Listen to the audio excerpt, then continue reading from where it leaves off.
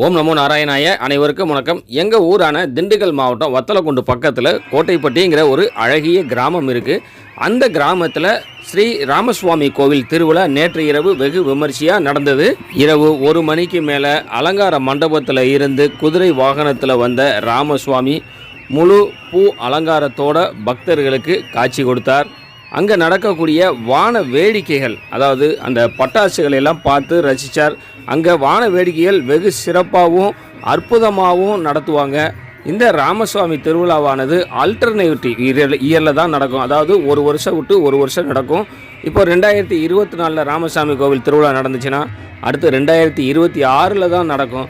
அதனாலேயே இங்கே திருவிழாவை ரொம்ப சிறப்பாக நடத்துவாங்க. ஒவ்வொரு வருஷமும் கம்பளத்து நாயக்கர் இனத்தை சேர்ந்த பரம்பரை அறங்காவலர் பூசாரி திரு கண்ணன் தான் இந்த கோவிலை நிர்வகிச்சுட்டு வர்றார்.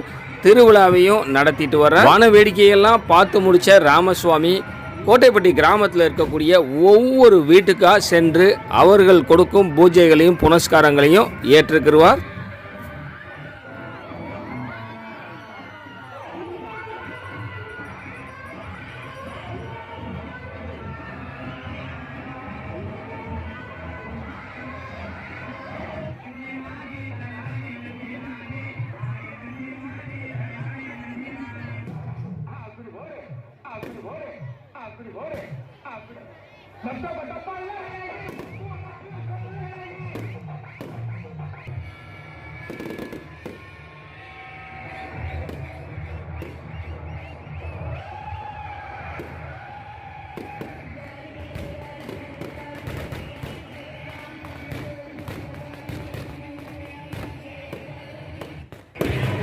இதோ அந்த கோட்டைப்பட்டி கிராமத்தில் ராமசுவாமி திருவிழாவின் போது நடக்கக்கூடிய வான வேடிக்கைகளை தான் பார்த்துட்ருக்குறீங்க.